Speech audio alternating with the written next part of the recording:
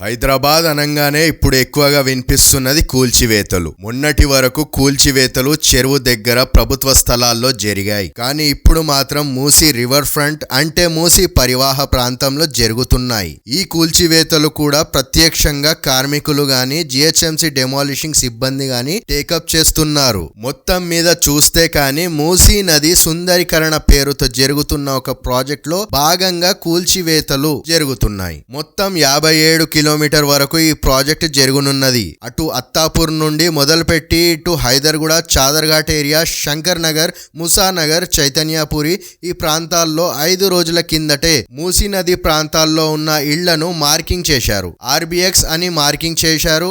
RBX అంటే river bed structure. Chaderghat లో ఉన్న వారిని తరలించడం, మళ్ళా వాళ్ళని చంచల్గూడలో ఇల్లు కేటాయించడం జరిగింది. చాలా మంది కేటాయించిన ఇళ్లలో షిఫ్ట్ అయ్యారు. ప్రస్తుతానికి 20 నుండి 25 పై ఇళ్లను కూల్చేశారు. చైతన్యపూరి లాంటి ఏరియాస్ లో ఆందోళన జరగడం కూడా గమనించాం. వారి యొక్క వాదన, ఎన్నో ఏళ్ల నుంచి ఇక్కడే ఉన్నాము, పట్టా భూములు ఉన్నాయి, 20-30 ఏళ్ల కిందట ఇల్లు నిర్మించుకున్నాము, మా జీవన ఆధారం కూడా ఇక్కడే ఉన్నాయి. ఈ కూల్చివేత సంబంధించి గాని మూసా నది సుందరీకరణ సంబంధించి గాని ప్రభుత్వ ముఖ్య కార్యదర్శి దాని కిషోర్ గారు ఇప్పుడు మాట్లాడడం జరిగింది. ఆయన ఒక ప్రెస్ మీట్ పెట్టి ఈ అంశంపై స్పందించారు. మూసీ నది ఒడ్డున జరుగుతున్న కూల్చివేతలకు హైడ్రాకు ఎటువంటి సంబంధం లేదని హైడ్రా కమిషనర్ రంగనాథన్ ఇప్పటికీ ప్రకటించారు. మూసీ నది సుందరీకరణ ప్రాజెక్ట్ కి సంబంధించి ప్రత్యేకంగా ఒక బాడీ ఉన్నది, Musi river front corporation development. ఆ కార్పొరేషన్ తరపున ఇవన్నీ జరుగుతున్నాయి. చెరువుల్లో కానీ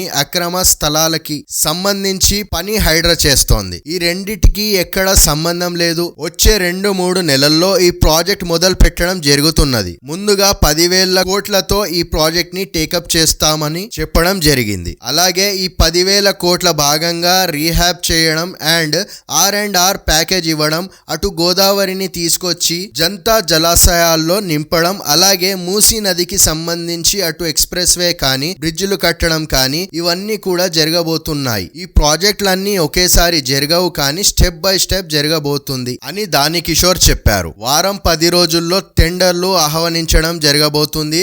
మూసీ నది ఒడ్డున వ్యాపార సంబంధించిన షెడ్స్ ఉన్నాయి. వాళ్ళని ఎటువంటి ప్యాకేజ్ ఇస్తారు అనే విషయంలో స్పష్టత రానున్నది. ప్రాజెక్ట్ స్టార్ట్ అయితే బాగుంటదని బాధితులు కానీ పవర్ సంఘాలు కానీ కోరుతున్నాయి. ఇలాంటి మరికొన్ని వీడియోస్ కోసం వీడియోని లైక్ అండ్ ఛానల్ ని సబ్స్క్రైబ్ చేసుకోండి.